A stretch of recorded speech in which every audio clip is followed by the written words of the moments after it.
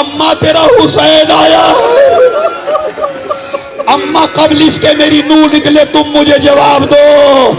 علی نے ہاتھ پکڑا، ارے حسین چہرے کی طرف آ جا۔ بابا جب تک نہیں آؤں گا جب تک میری ماں مجھے خود نہ بلائے۔ ارے مقتل کہتا ہے دو ہاتھ نکلے، اے میرے حسین، ارے آجا ماں کی گود۔ میرا مولا علی پھٹ گیا، عرش سے آواز آئی، علی زہرا کو حسین سے جدا کر دو ورنہ قیامت آ جائے گی۔ علی نے جدا کیا، میں نے کہا مولا خوش نصیب ہو، ارے ماں سے بچہ جدا کیا جاتا پیار سے، مگر شمر نے سکینہ کو بالوں کو پکڑا۔ ایک جملہ میرے مولا نے کہا، اے اماں آج تو نے بلایا تو میں آ گیا، مگر جب عاشور کا دن حسین گھوڑے پہ ڈگمگانے لگے، ایک مرتبہ ذوالجناح سے کہا ارے مجھے وہاں لے چل جہاں میری ماں۔ ایک تیر لگا، حسین زمین پر آئے، زہرا نے آواز دی آ میرے لال۔ نے کہا انسان کو بیدار تو ہو لینے دو، ہر قوم پکارے گی ہمارے۔ انسان کا مت یہ نہیں کہا شیعوں کو بیدار تو ہونے دو، سنیوں کو بیدار تو ہونے دو، نہیں، انسان کو، اس لیے کہ انسان شیعہ بھی ہو سکتا ہے، انسان سنی بھی ہو سکتا ہے۔ سنی بننا بھی آسان ہے، یہودی بننا بھی آسان ہے، لیکن سب سے بڑا مشکل ہے انسان کا انسان بننا۔ اب مسلمان کسے کہتے ہیں؟ تعریف سن لیجئے، صحیح بخاری میں المسلم من سلم الناس، مسلمان اسے کہتے ہیں جس کی زبان سے اور ہاتھ سے کسی دوسرے انسان کو نقصان نہ پہنچے۔ تو اس کا مطلب یہ ہے داڑھی والا مسلمان الگ ہے، پجامے والا مسلمان الگ ہے، ڈریس والا مسلمان الگ ہے۔ صحیح مسلمان وہ ہے کہ جس کی زبان اور ہاتھ سے کسی دوسرے انسان کو نقصان نہ پہنچے۔ ہمارے مذہب میں سب سے زیادہ اہمیت نماز کو حاصل ہے، اور نماز جب تک نہیں ہوتی جب تک وضو نہ ہو، اور وضو جب تک نہیں ہوتا جب تک پانی نہ ہو۔ لیکن ہمارے مذہب اسلام کا یہ حکم ہے کہ اگر ایک کتا بھی پیاس کی وجہ سے مر رہا ہو تو آپ وضو کا پانی کتے کو پلا دو، تیمم کر کے نماز پڑھ لو۔ اسلام جان دینے کا نام ہے، جان لینے کا نام ہے۔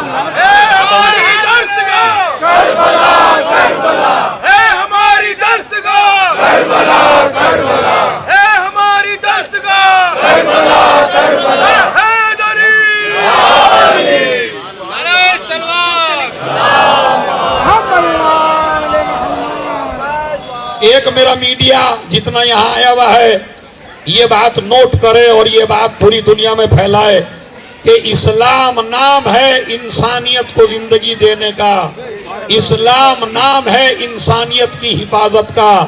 اسلام دہشت گردی نہیں سکھاتا، دہشت گردی اور اسلام ایک جگہ جمع ہو ہی نہیں سکتے۔ اگر آپ دہشت گرد ہیں تو آپ مسلمان نہیں ہیں، اور اگر آپ مسلمان ہیں تو آپ دہشت گرد نہیں ہیں۔ اَفَنَجْعَلُ الْمُسْلِمِينَ كَالْمُجْرِمِينَ، ہم مسلمانوں کو مجرم دیکھنا نہیں چاہتے۔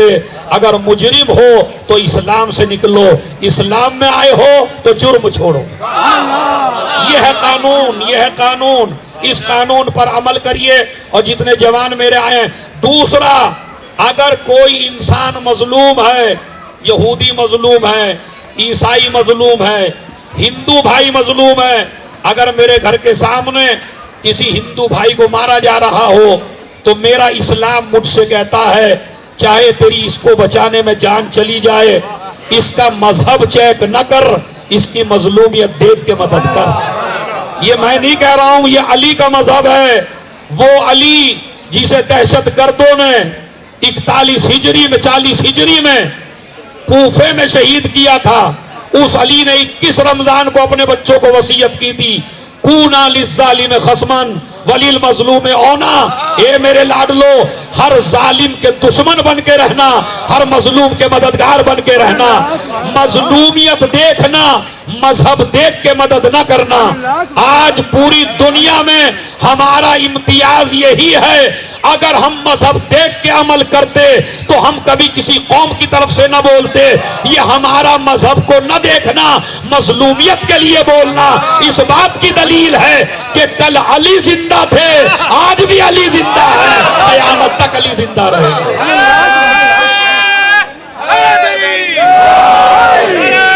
اور ایک جملہ، تو یہ پوائنٹ نوٹ کریے اور یہ پوائنٹ پورا میڈیا پوری دنیا میں پہنچائے کہ اسلام انسانیت کی حفاظت چاہتا ہے. ایک دوسرا پوائنٹ کیا ہے؟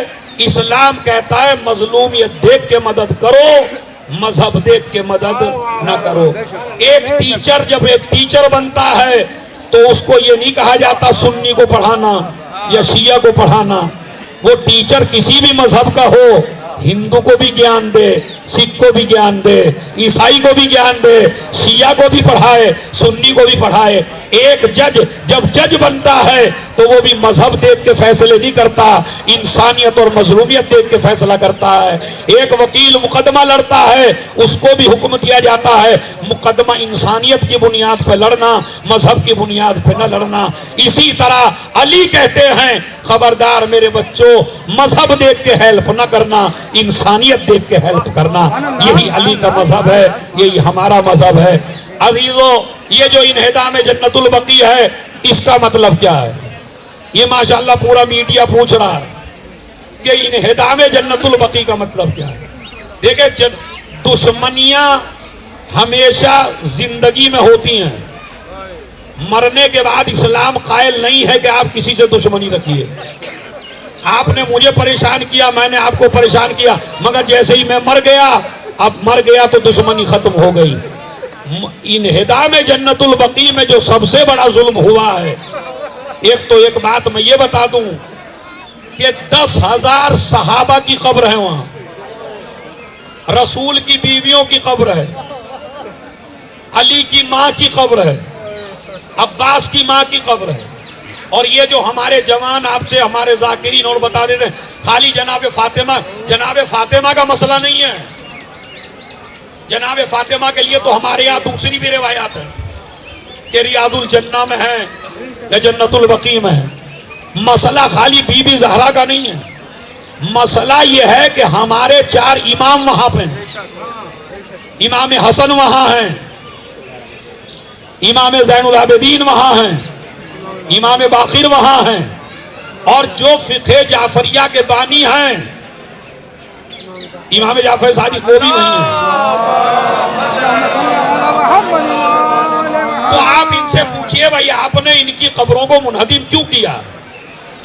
تو وہ کہتے ہیں بدعت ہے، روزہ بنانا بدعت ہے. تو سوال یہ ہے اگر روزہ بنانا بدعت ہے تو وہیں پہ رسول اسلام کا بھی روزہ ہے، وہ کیوں باقی ہے؟ بتائیے آپ. بھائی اگر قبریں ڈھانا آپ کے یہاں بدعت سنت ہے اور بدعت ہے قبریں بنانا، تو رسول کی بھی تو قبر ہے، اس پہ بھی تو جالی ہے، اس پہ بھی گنبد ہے، اسے کیوں نہیں ہٹایا؟ دوسری بات ہے جن کے فتووں پہ یہ ہوا ہے، ابن تیمیہ، عبد الوہاب. ابن تیمیہ جب مرا تو ابن تیمیہ کے جنازے کو جب غسل دیا تو وہ جو غسل کا پانی تھا مسلمان اسے اٹھا کے لے گئے تبرک کے طور پر. نجس پانی اس کا یعنی جس نے کہا تھا ہر چیز بدعت ہے، اور جب اس کا جنازہ اٹھا تو اپنی پگڑیاں پھینک رہے تھے باقاعدہ اس کے جنازے پر اور اس سے مس کر رہے تھے.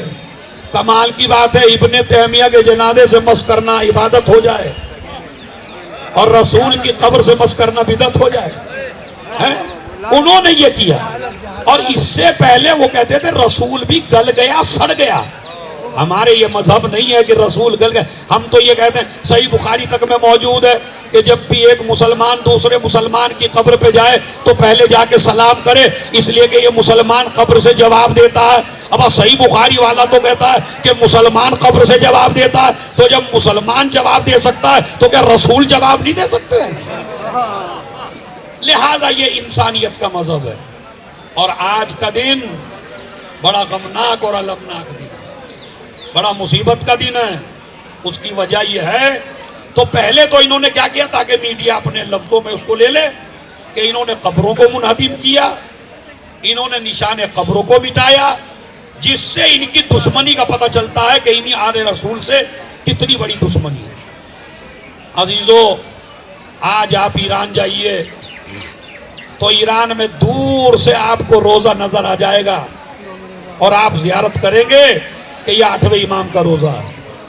آپ کربلا جائیے تو عباس کا روزہ دور سے نظر آ جاتا ہے۔ آپ اسی طرح نجف جائیے تو امیر المومنین کا روزہ نظر آ جاتا ہے۔ آپ کاظمین جائیے تو 7ویں امام کا روزہ نظر آ جاتا ہے۔ مگر جب جنت البقیع جائیے، جنت البقیع جائیے تو آپ کو کوئی روزہ نظر آنے والا، قبریں ویران پڑی ہیں۔ یہ ایسا نہیں ہے کہ انہوں یہ شروع سے چلا آ رہا ہے۔ جب قوم آئی علی کے پاس اور آ کے کہنے لگی علی فاطمہ سے کہیے یا دن کو رویا کرے یا رات کو رویا کرے۔ عزیزو، آپ کے رونے پہ تو کوئی پابندی نہیں ہے نا، ماشاءاللہ یہاں تو آپ آزاد ہیں، ہندوستان ہے۔ تو آ کے کہا علی سے کہیے، علی فاطمہ سے کہیے یا دن کو رویا کریں یا رات کو رویا کریں۔ کیوں؟ یہ لے کہ فاطمہ کے رونے سے ہماری نیند میں خلل پڑتا ہے۔ میرا مولا بی بی فاطمہ کے پاس آیا، فاطمہ تمہارے بابا کی امت آئی ہے، کہہ رہی ہے رونا بند کر دو۔ پتہ فاطمہ نے کیا کہا؟ ان سے کہہ دو فاطمہ رونا بند نہیں کرے گی، ہاں ان سے کہہ دو اب فاطمہ زیادہ دن کی مہمان نہیں ہے۔ میرے مولا نے کہا فاطمہ ایسا کریں کہ چلو دن میں جنت البقیع چلا کریں اور جنت البقیع میں جا کے رویا کریں۔ شہزادی میری جنت البقیع میں جاتی تھی، رویا کرتی تھی۔ علی شام کو جاتے تھے، زہرا کو لے کے آ جاتے تھے۔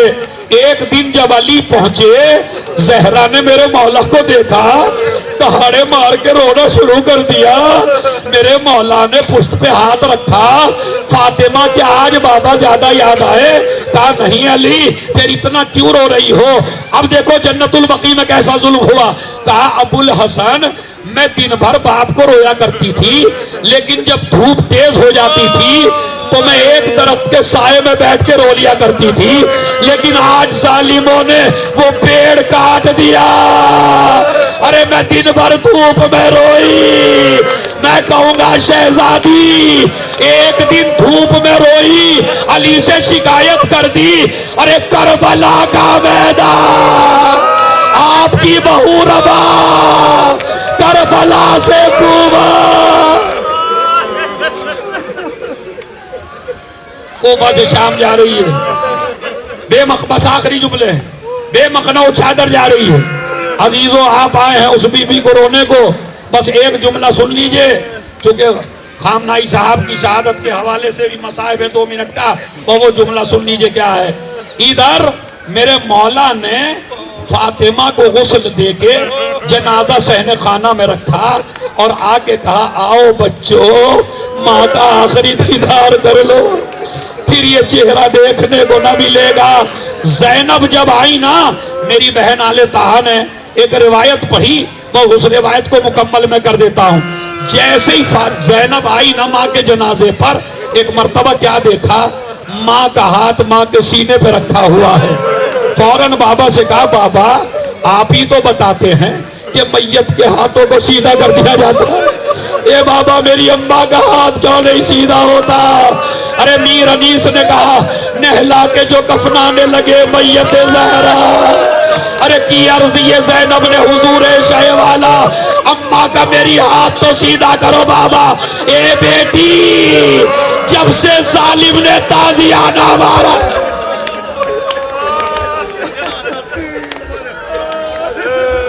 بی بی کے ہاتھ نے کام نہیں کیا۔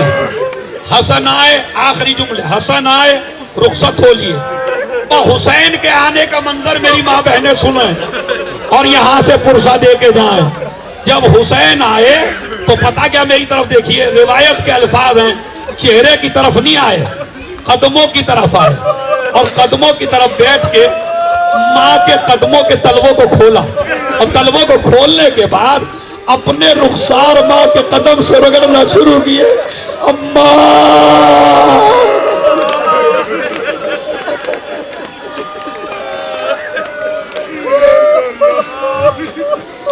اماں تیرا حسین آیا ہے۔ اما قبل اس کے میری نور نکلے تم مجھے جواب دو۔ علی نے ہاتھ پکڑا، ارے حسین چہرے کی طرف آ جا۔ بابا جب تک نہیں آؤں گا جب تک میری ماں مجھے خود نہ بلائے۔ ارے مقتل کہتا ہے 2 ہاتھ نکلے، اے میرے حسین، ارے آجا ماں کی گود۔ میرا مولا علی پھٹ گیا۔ عرش سے آواز آئی، علی زہرا کو حسین سے جدا کر دو ورنہ قیامت آ جائے گی۔ علی نے جدا کیا۔ میں نے کہا مولا خوش نصیب ہو، ارے ماں سے بچہ جدا کیا جاتا پیار سے، مگر شمر نے سکینہ کو بالوں کو پکڑا۔ ایک جملہ میرے مولا نے کہا، اے اماں آج تو نے بلایا تو میں آ گیا، مگر جب عاشور کا دن حسین گھوڑے پہ ڈگمگانے لگے، ایک مرتبہ ذوالجناح سے کہا ارے مجھے وہاں لے چل جہاں میری ماں۔ ایک تیر لگا، حسین زمین پر آئے، زہرا نے آواز دی آ میرے لال۔